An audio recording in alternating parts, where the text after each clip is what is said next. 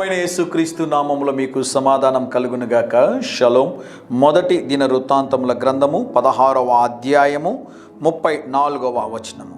యెహోవా దయాళుడు, ఆయన కృప నిరంతరముండును. దేవుని నామానికి స్తోత్రం కలుగునుగాక. పర్వతములు తొలగినను, మెట్టలు తత్తరిల్లినను, నా కృప నిన్ను విడిచిపోదని దేవుడు వాగ్దానం చేస్తున్నాడు. ఈ ఉదయకాల సమయంలో నాకెవరూ లేరు అనుకుంటున్నారా? నన్ను ఆదరించేవారు, నన్ను అర్థం చేసుకునేవారు, నాకు సహాయం చేసేవారు, నన్ను వెన్ను తట్టి ప్రోత్సహించేటటువంటి వారు లేరు. దేవుడు కూడా నాకు సహాయం చేయడం లేదనుకుంటున్నావా? అటువంటి ఆలోచన నీకు కలుగుతుంది అంటే సాతాను కలిగిస్తూ ఉన్నాడో జాగ్రత్త.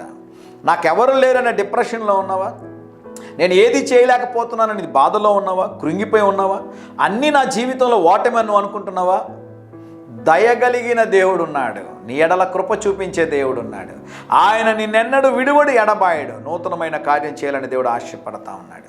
నిన్ను బలపరచాలని, నిన్ను స్థిరపరచాలని, నిన్ను నిలబెట్టాలని, నీ ద్వారా దేవుని కార్యాలు చేయాలని దేవుడు ఆశపడతా ఉన్నాడు.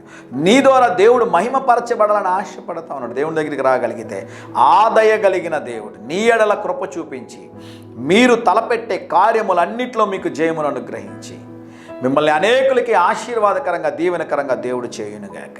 ధైర్యంగా ఈ దినాన్ని ఎదుర్కోండి. దేవుని సన్నిధి మీకు తోడుగా వచ్చునుగాక. ప్రియ పరలోకపు తండ్రి, మీరిచ్చిన శ్రేష్టమైన వాగ్దానము కొరకే వందనాలు.